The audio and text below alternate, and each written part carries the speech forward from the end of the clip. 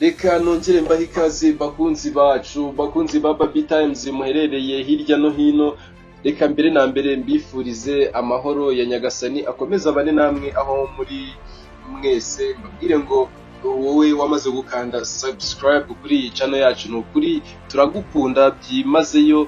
Nawe utarayikanda ariko ni nkuko nguko kose papa wowe wabashije gukanda ahangaha ukabasha gutangira kumva aya makuru yacu tuba tubagezaho. Turagukunda cyane, ariko nawe tugushishikariza kwibuka gukanda subscribe, ugakanda no kuri ako kazugira, ubundi tugakomeza tukibanira cyane mu makuru tuba tubagezaho, cyane cyane amakuru y'ibiri kubera muri aka karere, abiri kubera muri aka karere, amakuru yo mu Rwanda, amakuru ya politike byimbitse, n'ibindi bigiye bitandukanye, n'utuntu n'utundi byinshi cyane umuntu aba akeneye. Rero ngira ngo tudatinze twongere dukomeze n'amakuru yacu, ko kuri uyu munsi tugiye kubagezaho amakuru ari kuvugwa cyane, aho imirwano ihuza M23 n'ihuriro ry'ingabo zirwana ku ruhande rwa guverinoma ya Kinshasa yirije umunsi wose. Nanone kandi nkaba nakubwira ko hahishuwe ibindi byimbitse bikomeye cyane ku rugamba rwabaye muri teritwari ya Masisi na Nyiragongo.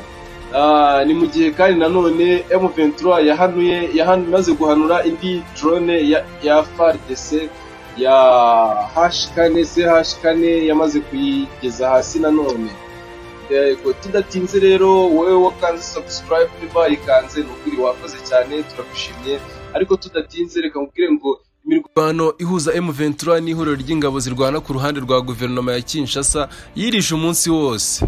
Kuri uyu wa gatandatu tariki ya 10 z'ukwa kabiri 2024 hongeye kuba imirwano idasanzwe hagati ya M23 n'ihuriro ry'ingabo zirwana ku ruhande rwa guverinoma ya Kinshasa.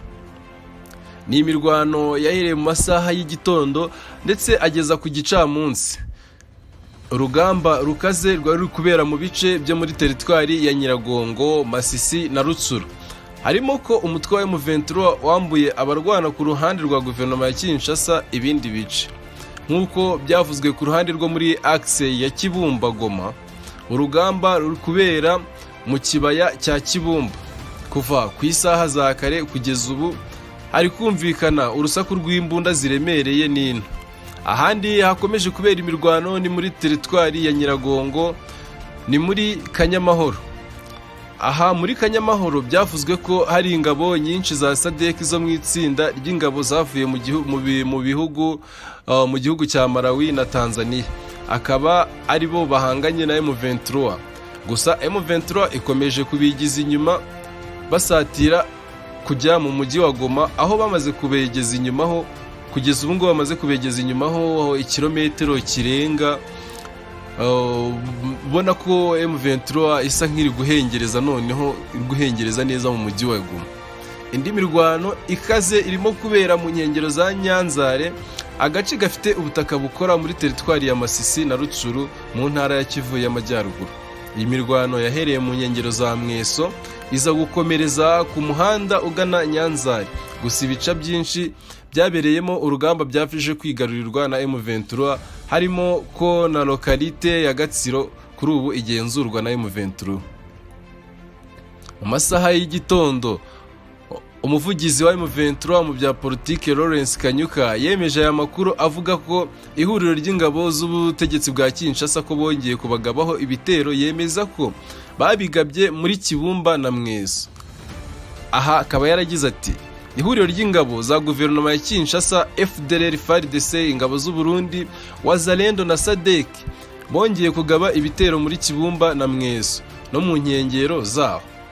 Yakomeje agira ati: M23 irarwana ku baturage n'ibyabo, kandi turarwana kinyamwuga. Umuhuzabikorwa wa M23 Benjamin Mbonimpa nawe yaje kwemeza ko iyi mirwano yongeye kubura mu bice bya Kibumba na Mweso. Avuga ko kandi iyi mirwano irimo kubera muri Kanyamahoro muri teritwari ya Nyiragongo. Gusa Benjamin Mbonimpa yahamije ko ingabo za Repubulika ya Demokarasi ya Kongo n'abambari babo bagabye ibitero bakoresheje ibibunda by'imizinga. aha akaba yaragize ati bari gukoresha indege z'intambara zo mu bwoko bwa Sukhoi 25 n'ibindi bibunda biremereye, ariko turabakubita byemewe. Ni mu gihe kandi tugiye kubabwira ko hahishuwe ibindi byimbitse ku rugamba rwabaye muri teritwari ya Masisi na Nyiragongo. Intambara yabaye ihanganishije M23 n'ihuriro ry'ingabo zirwana ku ruhande rwa guverinoma ya Repubulika ya Demokarasi ya Kongo. Hamenyekanye ibindi byimbitse kuri iyo mirwano yabaye kuri wa gatandatu tariki ya 10 z'ukwa 2024. Ni imirwano yabereye mu bice byo muri teritwari ya Masisi na Nyiragongo ndetse na Rucuru mu ntara ya Kivu y'Amajyaruguru nk'uko twabibabwiraga. Uruhande rwo muri axe ya Nyiragongo, M23 yahanganye n'ingabo za SADC zirimo abavuye mu gihugu cya Malawi na Tanzania, aho byavuzwe ko ingabo z'Abatanzania zakoresheje imbunda ziremereye zirimo izitwa Sabasaba n'izirasa ibisasu by'122 mm birasirwa hejuru y'imodoka. Uru rugamba rwahuje M23 n'ingabo za Tanzania bavanze n'Abamalawi rwabereye Kanyamahoro no mu kibaya cya Kibumba muri teritwari ya Nyiragongo. Aha ni mu ntera y'ibirometero 20 n'umujyi wa Goma. Umwe mu baturage baturiye teritwari ya Masisi, Juste, yahamirije Minembwe Capital News ko intambara yabaye ku munsi w'ejo igihe cy'urukerera igeza igihe cy'isaha z'umugoroba wa nijoro. Aya makuru akomeza avuga ko M23 yingije inyuma ingabo za Tanzania n'Abamalawi, aho agace ka Kanyamahoro igice kimwe kuri ubu kiragenzurwa na M23, ikindi kirimo ihuriro ry'ingabo zirwana ku ruhande rwa leta ya Kinshasa.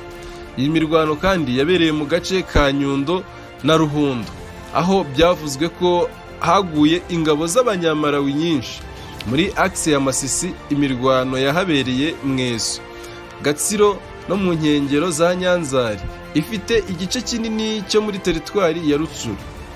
MCN yabwiwe ko axe ya Masisi M23 yigaruriye ibice birimo Gatsiro n'ibindi bice biherereye muri groupement ya Bukombo, ari naho Gatsiro iherereye.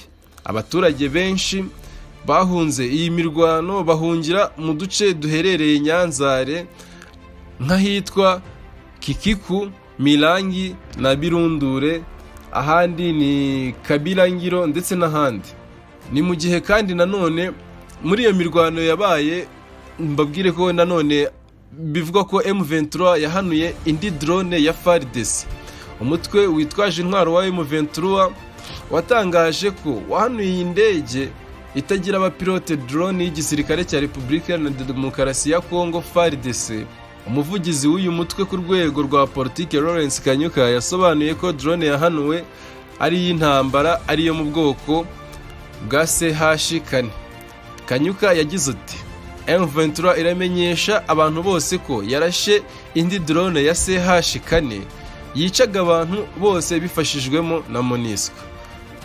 Tariki ya 24 Mutarama 2024, Kanyuka nabwo yari yatangaje ko M23 yarashe drone y'igisirikare cya RDC. Agira ati M23 yarashe imwe muri drone eshatu za Tshisekedi. Izi ngabo zihuje zirimo FARDC, FDLR, abacancuro ba Wazalendo, ingabo z'u Burundi n'iza SADC zikomeje gutsindwa ku rugamba. Ntacyo igisirikare cya RDC kiravuga kuri izi drone zacyo M23 itangaza ko iba yahanura. Leta ya RDC muri 2023 yaguze drone eshatu za CH4 mu Bushinwa kugira ngo izifashishwe mu rugamba ihanganyemo na M23 rwari rukomeje kuyigora nk'uko igihe kibitangaza. Izindi zerekanywe ku kibuga cy'indege cya Goma. Ikinyamakuru Africa Intelligence muri Gicurasi na 2023 cyatangaje ko leta ya RDC yasabye ikigo China Aerospace Science and Technology Corporation kuyishakira izindi 9. Niba izindi leta ya RDC yasabye zitaragera Kinshasa, igisirikare cyayo cyaba gisigaranye drone yindi imwe yonyine, mu gihe ubwo baba bategereje izo drone zindi 9. akaba rero ari ayo makuru yandi ari kuvugwa ahangaha muri rugamba ruri kubera muri Repubulika ya Demokarasi ya Kongo. Kamubwire ngo rero kora subscribe, kandi ayo makuru nimba wabasha no kuyasangiza mugenzi wawe musangize, nawe dukomeze kubana mukande subscribe ku bwinshi, dore birimo birazamuka bigenda neza rwose. Ndabakunda.